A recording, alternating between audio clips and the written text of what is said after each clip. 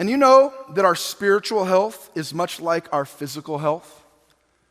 There are things that we naturally understand in our physical health with doctors and with treatment and with wounds and with trauma and with rehab and with strengthening.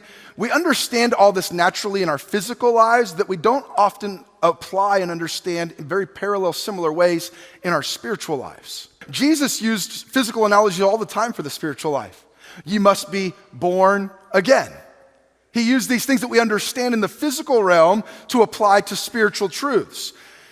And you know, in your physical health, if you're trying to get into shape, the more bad habits you've developed in your physical health, whether it's diet or exercise or both, the harder it is, the more painful it is, the more daunting it is to get to a place of physical health. You're not going to change it all in one day.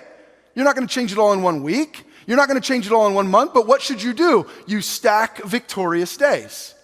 You get up and make some choices today. And you decide to go for a walk today. And to go for a jog today. And do you know those that stack victorious days for weeks and months? If you ask them, it's way easier to fight the temptation for bad physical habits after they've built some muscle, after they've built some discipline in that than it was at the beginning.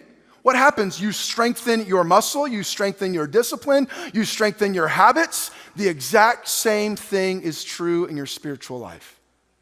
If you've allowed yourself to create some really bad habits, sin has a stronghold in your life in some area, and it seems like you can't get any victory, you know what you need to do? You need to have, with God's help, one successful day.